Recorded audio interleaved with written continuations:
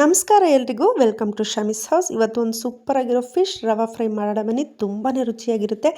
ಹೊರಗಡೆ ಸಖತ್ ಗರ್ಗರಿಯಾಗಿರುತ್ತೆ, ಒಳಗಡೆ ಸಾಫ್ಟಾಗಿ ರುಚಿಯಾಗಿರುತ್ತೆ. ಹೇಗೆ ಮಾಡೋದು ಅಂತ ನೋಡೋಣ.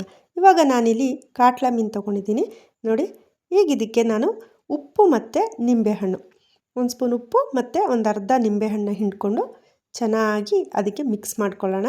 ಎಲ್ಲ ಕಡೆ ಸ್ಪ್ರೆಡ್ ಆಗಬೇಕು ಮೀನಿಗೆ, ಆ ಥರ ಚೆಂದ ಮಿಕ್ಸ್ ಮಾಡೋಣ. ಉಪ್ಪು ಮತ್ತು ನಿಂಬೆಹಣ್ಣು ಫಸ್ಟೇ ಹಾಕಿದ್ರೆ ಉಪ್ಪು ಚೆಂದ ಹಿಡಿಯುತ್ತೆ ಮೀನಿಗೆ. ಇವಾಗ ಒಂದು ಸೈಡ್ಗೆ ಎತ್ತಿಟ್ಕೊಳ್ಳೋಣ. ಈಗ ಇನ್ನೊಂದು ಬೌಲ್ ತೊಗೊಂಡು ಅದಕ್ಕೆ 2 ಸ್ಪೂನು ಕಾಶ್ಮೀರಿ ಮೆಣಸಿನ ಪುಡಿ, ಒಂದು 1/4 ಟೀ ಸ್ಪೂನ್ ಅರಿಶಿನ ಪುಡಿ ಮತ್ತು ಬೆಳ್ಳುಳ್ಳಿ, ಒಂದು ಇಡೀ ಬೆಳ್ಳುಳ್ಳಿ ಫುಲ್ ಚೆಂದ ಜಜ್ಜಿ ಇಟ್ಕೊಂಡಿದ್ದೀನಿ, ಅದನ್ನು ಹಾಕ್ತಾಯಿದ್ದೀನಿ. ಒಂದು 1/4 ಟೀ ಸ್ಪೂನ್ ಜೀರಿಗೆ ಮತ್ತು ಹುಣಸೆ ಹಣ್ಣು, ಒಂದು ಸ್ವಲ್ಪ ಹುಣಸೆ ಹಣ್ಣನ್ನ ಕಿವುಚಿಟ್ಕೊಂಡಿದ್ದೀನಿ, ಅದನ್ನು ಹಾಕ್ತಾಯಿದ್ದೀನಿ. ಮತ್ತು ಸ್ವಲ್ಪ ಉಪ್ಪು. ನಾವು ಅದಕ್ಕೆ ಮೀನಿಗೆ ಫಸ್ಟ್ ಉಪ್ಪು ಹಾಕಿದ್ವಿ, ನೋಡ್ಕೊಂಡು ಉಪ್ಪು ಹಾಕ್ಕೋಬೇಕು. ಒಂದು ಸ್ವಲ್ಪ ಹಾಕಿದರೆ ಸಾಕು. ಮತ್ತು ಕೊತ್ತಂಬರಿ ಸೊಪ್ಪು, ಕರಿಬೇವಿನ ಸೊಪ್ಪು ಇಷ್ಟನ್ನು ಚಿಕ್ಕದಾಗಿ ಕಟ್ ಮಾಡಿ ಹಾಕ್ಕೊಂಡು ಚೆನ್ನಾಗಿ ಮಿಕ್ಸ್ ಮಾಡ್ಕೊಳ್ಳೋಣ. ಕರಿಬೇವಿನ ಸೊಪ್ಪು ಮತ್ತು ಸಾಂಬಾರು ಸೊಪ್ಪು ಹಾಕೋದ್ರಿಂದ ತುಂಬಾ ಟೇಸ್ಟ್ ಕೊಡುತ್ತೆ ಅದು. ನೋಡಿ ಇವಾಗ ರೆಡಿಯಾಗಿದೆ ಮಸಾಲೆ. ಇವಾಗ ಮೀನಿಗೆ ಈ ಮಸಾಲೆನ ಹಾಕಿ ಚೆನ್ನಾಗಿ ಮಿಕ್ಸ್ ಮಾಡೋಣ.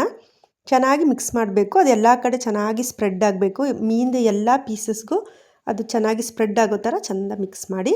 ತುಂಬಾ ರುಚಿಯಾಗಿರುತ್ತೆ, ಎಲ್ರಿಗೂ ತುಂಬಾ ಇಷ್ಟ ಆಗುತ್ತೆ. ಟ್ರೈ ಮಾಡಿ ನೋಡಿ ಎಲ್ಲರೂ ಮನೇಲಿ, ಒಂದು ಸಲ ಮಾಡಿ ನೋಡಿ.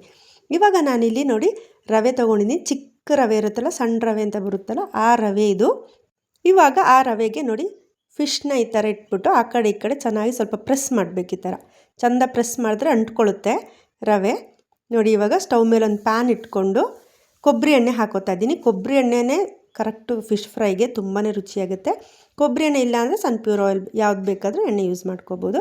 ಇವಾಗ ನೋಡಿ ಎಲ್ಲ ಮೀನು ಪೀಸ್ನು ಈ ಥರ ಹಾಕ್ಕೊಳ್ಳೋಣ. ನೋಡಿ ಚೆನ್ನಾಗಿ ಫ್ರೈ ಆಗಬೇಕದು. ನೋಡಿ ಈ ಥರ. ಇದು ರವೆ ಹಾಕಿರೋದ್ರಿಂದ ಬೇಗ ಎಣ್ಣೆ ಕುಡಿದ್ಬಿಡುತ್ತೆ.